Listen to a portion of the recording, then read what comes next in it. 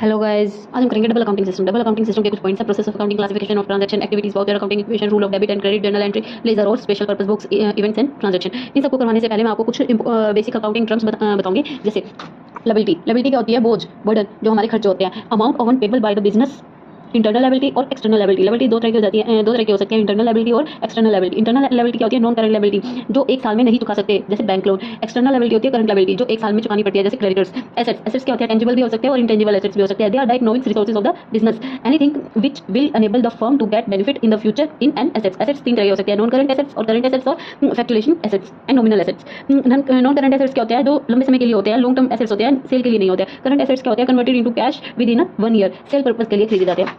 इसके बाद है ट्रेड पेबल। ट्रेड पेबल क्या होती है? हमारी उधारी creditors plus bills payable. Trade receivable क्या होते हैं? जो हमें लेने होते हैं, debtor plus bills receivable. Receipts क्या होती है? अमाउंट जो आ रहा है या आने वाला है, रिसीव्ड और रिसीवेबल फॉर सेलिंग एसेट्स और goods.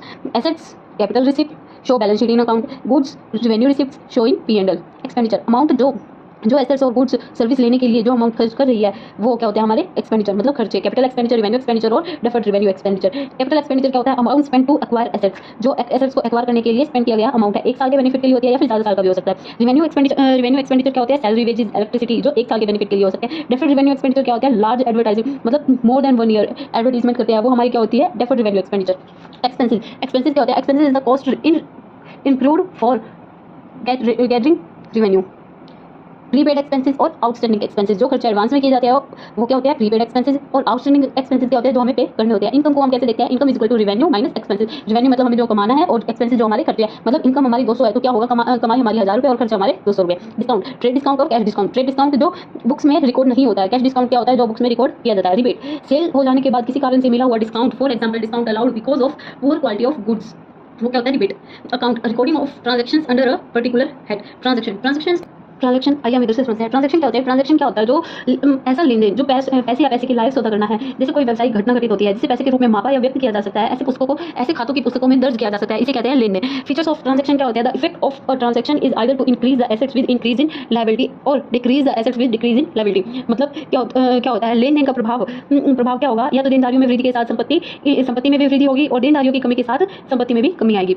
A transaction has two sided, receiving the benefit और सैक्रिफाइसिंग द बेनिफिट। ट्रांजैक्शन के दो पहलू होते हैं। एक पहलू होता है लाभ प्राप्त करना, और दूसरा होता है लाभ का त्याग करना। क्लासिफाइंग ऑफ ट्रांजैक्शन, ट्रांजैक्शन को क्लासिफाई करना: simple transaction, compound transaction, complex transaction, cash transaction, non cash transaction, internal and external transaction, economic transaction, non economic transaction. Simple transaction क्या होता है? जिसमें एक खाता डेबिट होता है और दूसरा क्रेडिट होता है। ये क्या होता है? साधारण लेन देन खाते, मतलब जिसे कहते हैं सिंपल ट्रांजैक्शन। कंपाउंड ट्रांजैक्शन क्या होता है?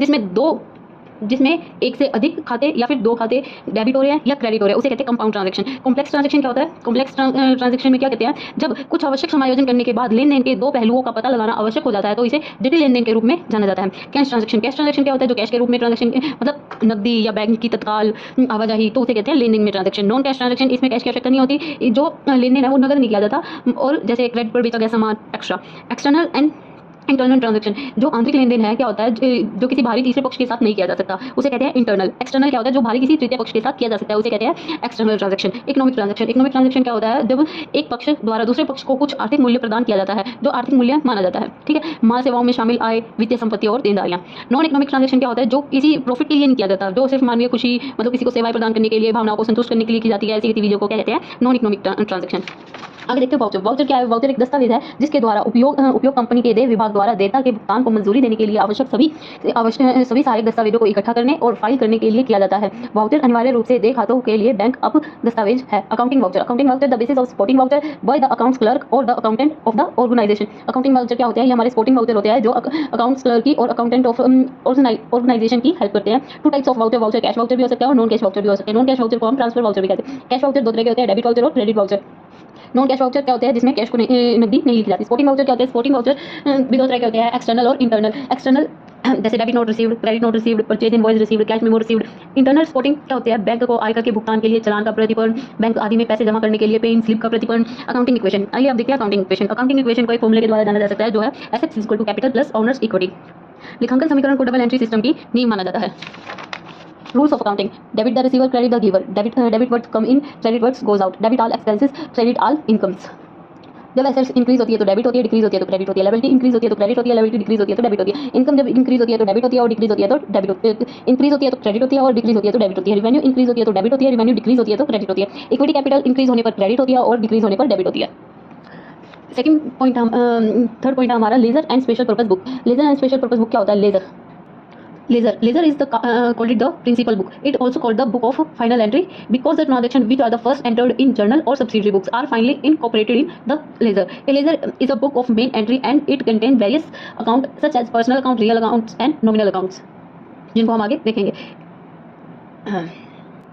आगे क्या है? Subsidiary books. सब्सिडरी बुक्स क्या होते हैं? Subsidiary books are books of original entry, मतलब सहायक पुस्तकें मूल प्रविष्टि की पुस्तकें होती हैं। They are also known as day book और स्पेशल जर्नल।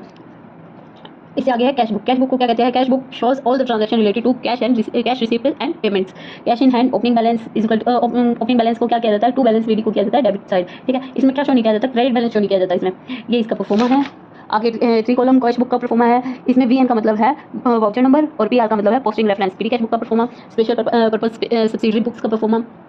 परचेज बुक में क्या होता है? परचेज बुक में ओनली क्रेडिट परचेज को रिकॉर्ड किया जाता है। जो कुछ कैश में परचेज किए जाते हैं उनको रिकॉर्ड नहीं रखा जाता है। सेल्स बुक जर्नल में क्रेडिट सेल को रिकॉर्ड किया जाता है। जो सेल्स ऑफ गुड्स कैश में सेल्स किए जाते हैं गुड्स उनको रिकॉर्ड नहीं किया जाता। ये सेल्स बुक का परफॉर्मा।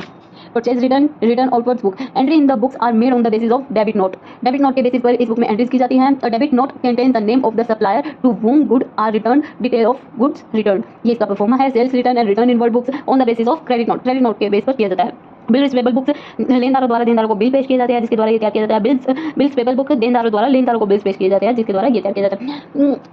आई होप आपको समझ आया होगा और आज के लिए बस इतना ही।